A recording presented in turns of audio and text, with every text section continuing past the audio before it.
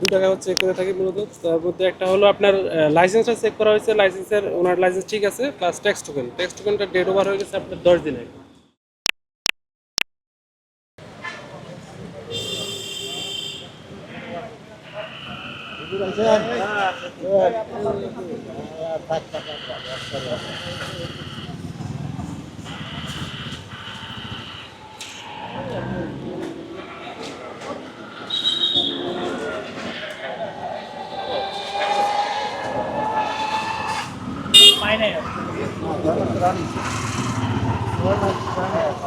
এক তারিখ,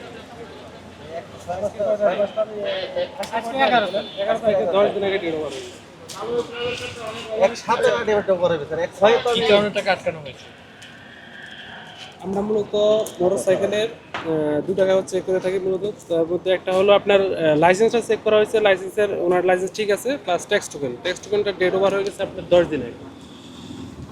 এই জন্য আর কি আমরা আমরা দেখতে পাচ্ছি যে আসলে এক হুন্ডাতে 3 জন রয়েছে, আসলে আইনগত আইনের বহির্ভূত এটা, এইটা আসলে আপনি ঠিকই বলেছেন।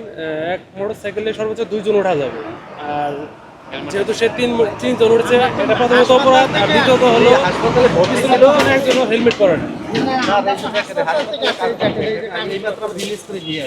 ঠিক আছে, আপনারা তো 2 জন তো অ্যাটলিস্ট আপনার হেলমেট করতে পারছেন। ওনারটা বাদ দেন, ওনারা 2 জন তো করতে পারছেন, হ্যাঁ কিন্তু আপনারটা তো নেই। না হেলমেট আছে মনে করছে সরি রাত্রে লাগবে না এই জন্য দেই নাই। আপনি এখন করতে পারছেন। মামলাটা দিই না, আমি এখন মেডিকেল থেকে আসছি, দেখেন কাগজপত্র আছে। শুনেন, আপনার দুটা ফল্ট, একটা হলো আপনি হেলমেট পরেন না, দ্বিতীয়ত হলো আপনার ট্যাক্স ডেট ওভার হয়ে গেছে। সেটা ডেট হইলেও তো মনে করেন আপনার 10 দিন আছে। মাস হয়ে যেত তাহলে এটা বলতে এই জায়গায় স্পষ্ট লেখা আছে, স্পষ্ট লেখা আছে 1/6/2025 পর্যন্ত।